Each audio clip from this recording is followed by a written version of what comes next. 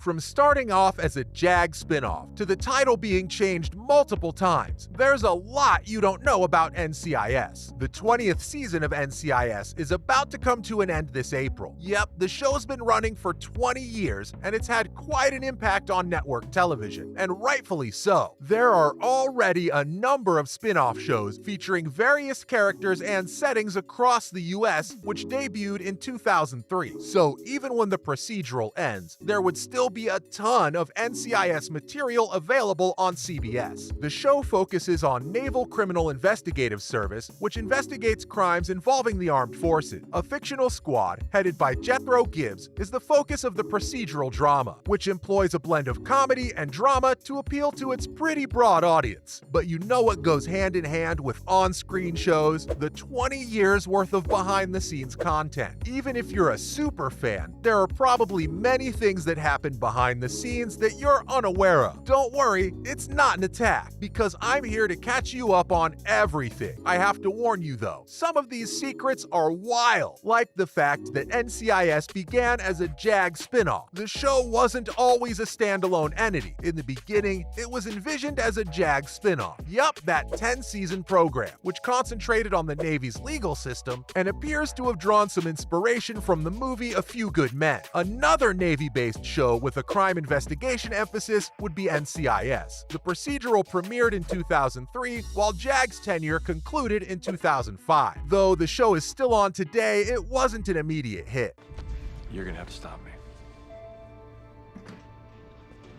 It also gave rise to several other spin-offs, including NCIS Los Angeles, NCIS New Orleans, NCIS Hawaii, and more. And I don't know if you guys know this, but it wasn't always called NCIS. The show actually underwent a number of modifications before being shortened to the handy-dandy NCIS. The OG name was NCIS, Naval Criminal Investigative Service. It was granted to it just before the first season of the show began airing, but eventually they came to the conclusion that the title was too lengthy and chose something else. Thank goodness, right? But even with a shortened moniker, it wasn't the one we use today. Later, it was called Navy NCIS. Now, anyone who understood that naval was a component of the acronym NCIS should have realized that Navy NCIS is pretty unnecessary. The creative team really was going through a lot in its initial years, huh?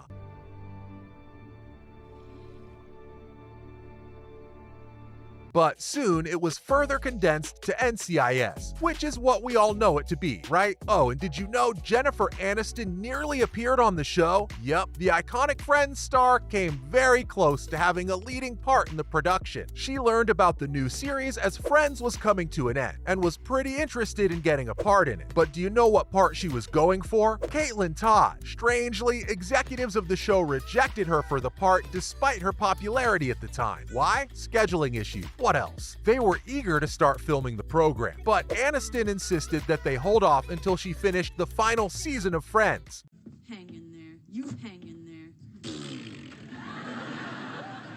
But since the production didn't have that kind of time, they went on without her, and the breakup actress filmed Friends, so Jennifer Aniston never became a part of the cast. Oh, what could have been. Now, for the one who did get cast in the show, Polly Perrette, the actress actually pursued investigative studies for her role. Polly, who portrays the character Abby on the show, is another example of how art can imitate reality. You know what, maybe if we could talk, then I can help you. The woman is a certified forensics expert, not just an actor portraying one because she has an actual degree in the field. Yup, the actress had a degree in forensic science and intended to pursue it formally, but her not going further in that field worked out for us, didn't it? Because she gave us one of the show's most enduring personalities. Acting, it turned out, was initially just a way to make ends meet, but still, she stuck to the field until she was cast in NCIS. At that point, acting became her full-time profession. Still, Cote de Pablo isn't that far behind Perrette either. The woman studied Hebrew. Ziva David, an Israeli Mossad special operative who could speak both Hebrew and English, was played by Cote de Pablo. To play the part effectively, or at least convincingly, the 43-year-old needed to speak a little bit of English, but had to learn Hebrew too. From 2005 to 2013, Cote de Pablo appeared on the program frequently. Still, she did make a number of cameos in 2017, and her final final performance on the show aired in 2020. So I'm guessing all the hard work paid off, as fans were delighted to see Ziva, and she was undoubtedly one of the most adored characters on the show.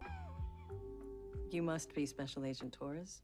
Oh, I see my reputation has preceded me. Now venturing on the dark side, Sasha Alexander asked to be written off. Hear me out, okay? When Caitlin Todd, played by Sasha Alexander, died after 2 seasons, viewers were in disbelief. The character was beloved in so many ways that she was not on the show. But the truth is, the actress actually asked to leave on her own, all because of the long hours and a heavy schedule. So while it was sad for the viewers, if Sasha's happy, I'm happy. Now, Mark Harmon is a pretty important guy, right? The kind that deserves protocol. So the man's NCIS trailer was made using the Airstream's exterior. Pretty cool, right? The star of NCIS isn't anything if not creative. In order to transform the 1972 Airstream into a completely functional changing area, Harmon recruited a few staff members, and it made for a groovy little space all his own.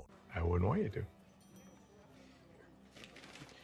Brought you something you could use for your trip up north. But that's not all. Mark Harmon consistently used his own equipment on the show. He brought his own hand tools to the scene to use as props, making life a little simpler for the prop department. Harmon is a carpenter just like his character, so he was well suited for the part. But that's not where the show's super cool behind the scenes antics end. You know the aerial view of the Pentagon from the series? Yep, it was shot far from Washington, D.C. Despite the fact that the show is based in the nation's capital, it was actually shot in Santa Clarita, California. But the viewers hardly noticed the change thanks to the diligent staff. You know, these people never do things halfway, right? Speaking of never doing things halfway, the music for the production was performed by Michael Weatherly. One of the most important figures on the show is Michael, who portrayed Anthony DiNozzo from 2003 to 2016. But that's not all he did for the production. He also contributed to the show in other ways as well. Since he was 12 years old, the performer has also been a musician and has added to 2 songs on the show. Don't worry, I'll loop you in. Bitter and Blue and Under the Sun are his song. Happy surfing on YouTube and enjoy the beat. So naturally, the man used his musical ability for the series. How cute is that? The cuteness doesn't end here either. Apparently, the characters' younger selves were portrayed by family members. The producers of NCIS cast the actors' relatives as their youthful selves. The child of the matching actor frequently played the younger counterparts of those characters on the show. For instance, Mark Harmon's son Sean portrays juvenile Gibbs, and there are also links to other family members. Told you, it's cute. That's a wrap on NCIS Behind the Scenes.